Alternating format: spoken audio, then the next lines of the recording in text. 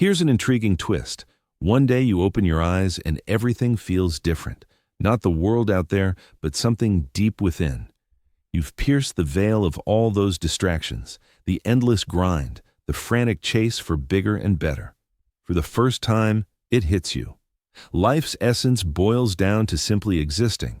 It's straightforward, crystal clear, and utterly music basic. Still, everyone scurries about in a frenzy, acting like they must conquer some grand external feat. Then arises this odd dilemma. The invoices keep coming, rent demands payment, your savings keep shrinking. Suddenly, you're in this awkward spot, enlightened in spirit, yet strapped for cash. Talk about a universal punchline, music. You glance around at folks still lost in slumber, completely oblivious, pursuing wealth like desperate specters. Music. And somehow, they're thriving. Their accounts bulge, homes sprawl, vehicles gleam fresh. Meanwhile, you've glimpsed the truth behind the facade, yet struggle to cover utilities.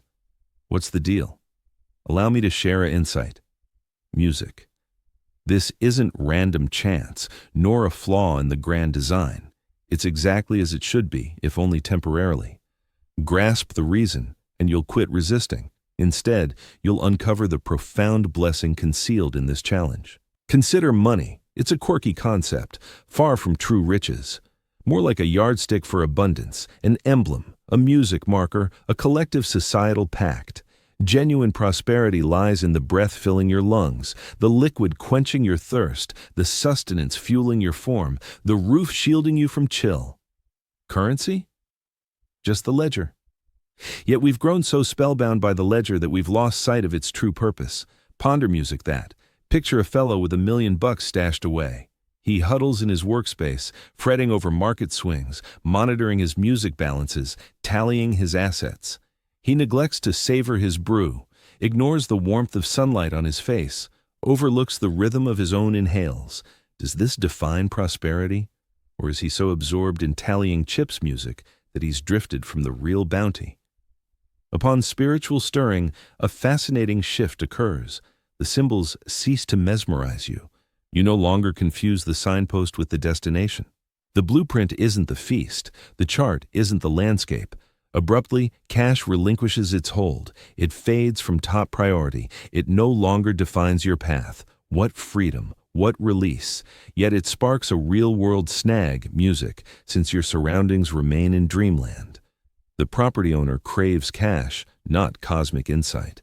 The merchant won't trade profound knowledge, music, for loaves. Thus, you're suspended between realms, alert amid the drowsy masses, striving to embody one ethos amid clashing norms. Now, here's why this befalls almost every soul stirring from sleep. The initial cause is straightforward. Awakening strips away your drive for the hustle. See, most labor not from passion, but terror. Dread of scarcity, scrutiny, or trailing in the sprint. Anxiety powers the commerce engine, but as awareness dawns, that dread evaporates. You see you entered bare music and exit empty-handed.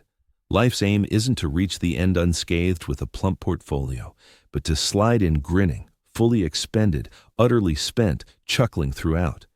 Penury's sting dulls. Devoid of that spur, you ease off naturally, cease scrambling upward, halt trading now for a phantom stable tomorrow. This is pure grace. This is vitality. But in a realm built on rivalry and alarm, it likely curbs your earnings, at least initially. The next factor, enlightenment, sheds your former fascinations. Reflect on it. Prior to insight, you might have thrilled at scaling ranks, dazzling peers, hoarding prestige icons. Such pursuits energized you. They propelled mornings. Then, clarity strikes. Prestige reveals as mere pretense. The hierarchy climbs to no real summit. Acquaintances notice far less than imagined. Music. Abruptly, those quests ring empty. Like buffing faux goblets. Music. After finding the pristine fountain, work persists, bills get settled. But the spark in past drives flickers out. You're done bartering essence for salary, done enduring hollow tasks for hours merely to amass more e-tokens. Music.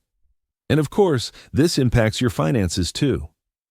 Now, let's get to the third factor. It's a bit more nuanced. Upon awakening, you start to grasp the true mechanics of the financial world. This insight can leave you hesitant to dive in completely.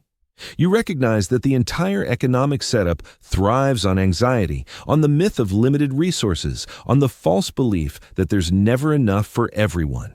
You observe how it pits individuals against each other, turning them into rivals and adversaries. It causes them to overlook their shared human essence. You realize that amassing the largest fortune doesn't equate to true personal triumph. Actually, you start to sense that the relentless chase for riches frequently breeds a spiritual emptiness, a constriction of awareness, and a forfeiture of the core elements that give existence meaning. As a result, you pause, you pull back, you avoid plunging headlong into the pursuit since you've glimpsed the price of victory. This isn't sloth, it's insight, yet it likely means you won't accumulate vast wealth, not in the typical way anyway. Allow me to share a tale. Once upon a time, a fisherman resided near the ocean. Each morning, he'd set out in his modest vessel, haul in sufficient catch to nourish his household, and trade a portion at the bazaar. Afterward, he'd return home for a meal with his spouse, rest during the midday hours, frolic with his kids as dusk fell, and pass the evenings creating tunes alongside his companions. One afternoon, a prosperous entrepreneur arrived on the scene. Spotting the fisherman lounging, he remarked, quote 1, quote 2, music, the fisherman replied. Quote 3, the visitor inquired. Quote 4, the entrepreneur suggested. Quote 5, the fisherman probed.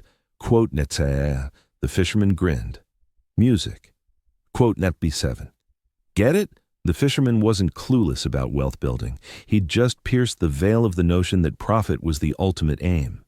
He was already embracing the existence the tycoon would labor years to attain. He possessed riches in the sole meaningful form. Spiritual enlightenment aligns you closer to that fisherman's mindset. You perceive that the objective others pursue is right at hand in the present moment. The tranquility they aim to secure through pension funds exists in this very inhale. The stability they expect from cash, music, is inherent in the mere reality of existence. The liberty they envision riches granting is already yours once you break free from the compulsion to hoard. But here's the twist that follows. After this realization sinks in, after you truly comprehend it, you're confronted with a decision. Will you keep engaging in the financial arena, fully cognizant it's merely a diversion, or will you withdraw altogether? Music. This is the juncture where numerous enlightened folks falter. They assume the solution lies in shunning currency entirely, embracing a life of destitute roaming. Yet, that's merely another snare. It's the self in disguised piety. Genuine enlightenment isn't about spurning funds any more than it's about obsessing over them. Music. It's about perceiving currency as it truly is, a practical tool, no more, no less. No, in full awareness, you wield money without letting it control you. You engage in the contest without becoming its pawn. The issue isn't possession or lack of funds, it's whether funds possess you. Can you grasp it loosely? Can you employ it as required and release it when unnecessary? Can you earn it sans compromising your essence and expend it without sacrificing autonomy? That's the music skill. That's the rhythm, and mastering it demands practice. This explains why countless who awaken endure financial hurdles.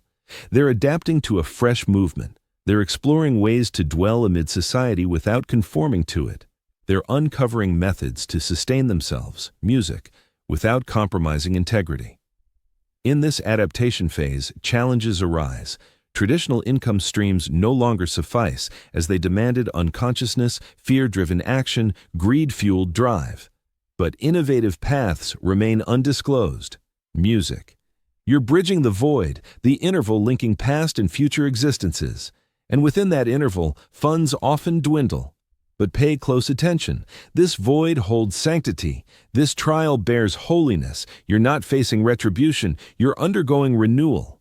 The cosmos isn't denying prosperity. It's imparting a novel bond with plenty.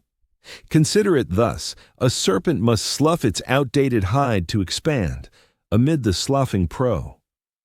During this transition, it's exposed. The previous layer of defense is peeling off, and the fresh one hasn't toughened up yet. Yet if the serpent gripped its outdated covering out of terror, it would perish. It has to endure that exposed phase to evolve into something greater. Music. That's precisely what's unfolding for you.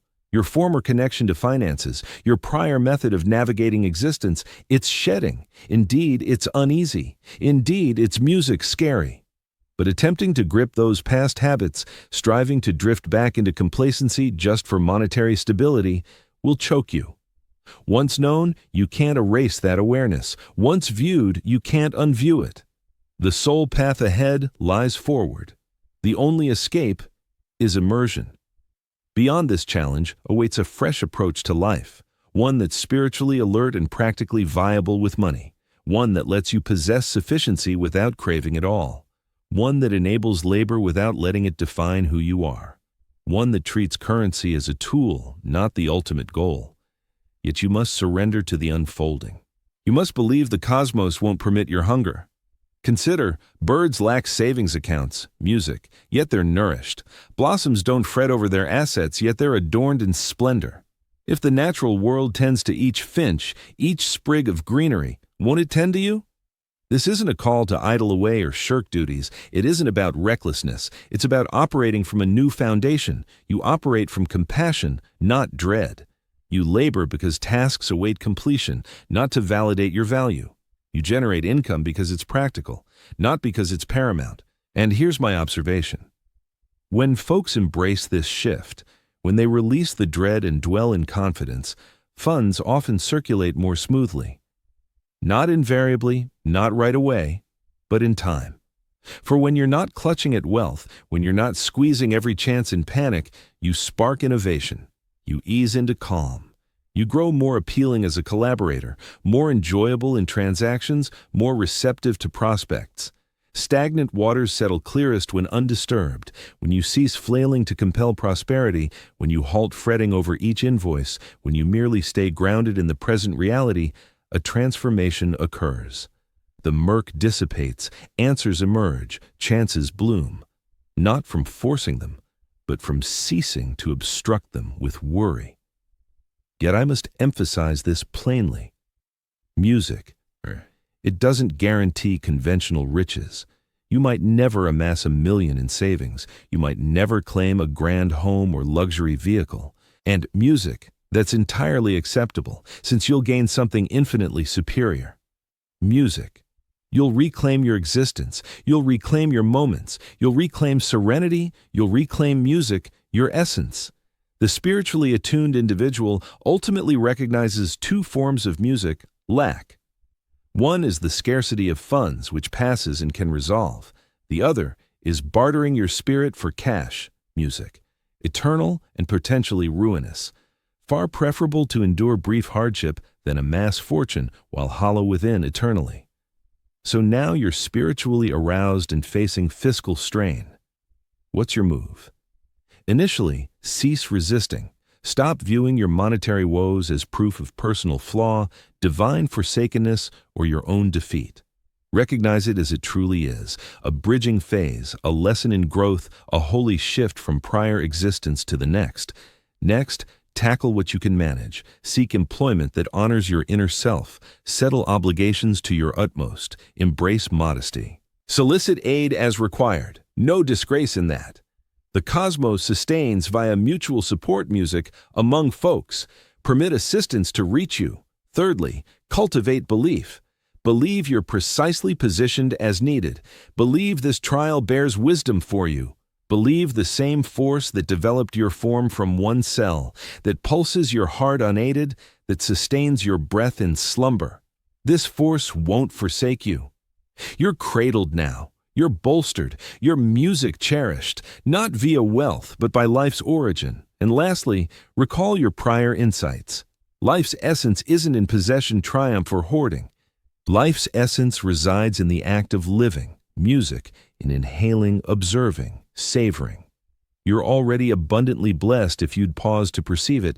You possess vision for twilight skies. You possess hearing for melodies, music.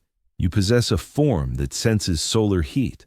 Your intellect sparks endless curiosity, and your spirit embraces genuine affection. Those are the true gems. Those are what truly count, and no amount of cash can purchase or trade them. So sure, you might be flat broke right now, music, yet you're fully present. That presence outshines every fortune stashed in every vault across the globe. Wealth can snag you plenty of stuff, but it can't deliver enlightenment, music.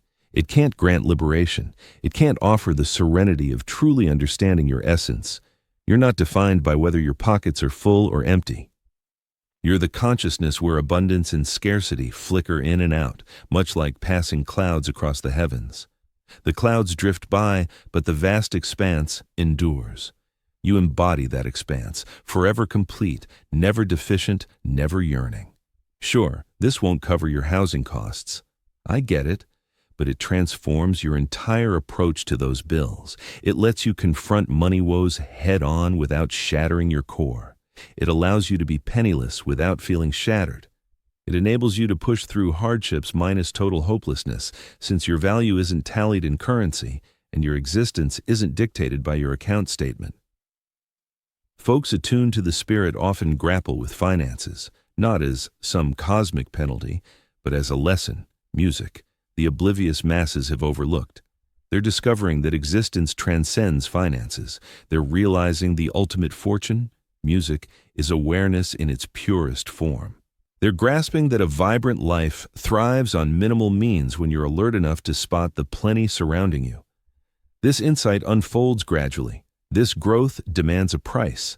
At times, that toll includes music, your savings. Yet what you receive in exchange is beyond measure. You reclaim your inner self. You seize independence. You master navigating this realm without letting it devour you. You acquire the insight to wield resources wisely, not letting them control you. And in time, through unforeseen paths and on an unpredictable schedule, your monetary circumstances frequently start to turn around. Not by dozing off and pursuing riches obsessively once more, but by blending vigilance with everyday practicality. You've figured out how to handle life's tangible needs while honoring its deeper essence, music. Yet should prosperity evade you forever, should you spend your days with scant resources, you'll remain richer than those burdened with it all yet blind to meaning, because you recognize your true nature. You grasp what holds importance. You understand you're the cosmos gazing back at its own form through these unique eyes, music, inhaling through these specific breaths, unfolding through this singular journey. And that, dear ones, is the authentic treasure. All the rest is mere fleeting notes. So if you're spiritually attuned, music, yet facing fiscal strain, hold steady. You're not messing up. You're enduring what needs enduring. Have faith in the journey, handle what you can, and always recall that the one enduring the hardship isn't your deepest self. Your true essence, the observer of it all, stays untouched by scarcity or surplus. Music. It merely exists, and that's sufficient. Life's purpose boils down to simple vitality, not amassing fortunes, not chasing triumphs, not validating yourself or reaching milestones or hoarding possessions. Just existing, inhaling, perceiving, sensing, music, comprehending. And you're already immersed in that. You've been engaged in it eternally. You can't possibly botch it, music. So engage in the pursuit of funds if circumstances demand.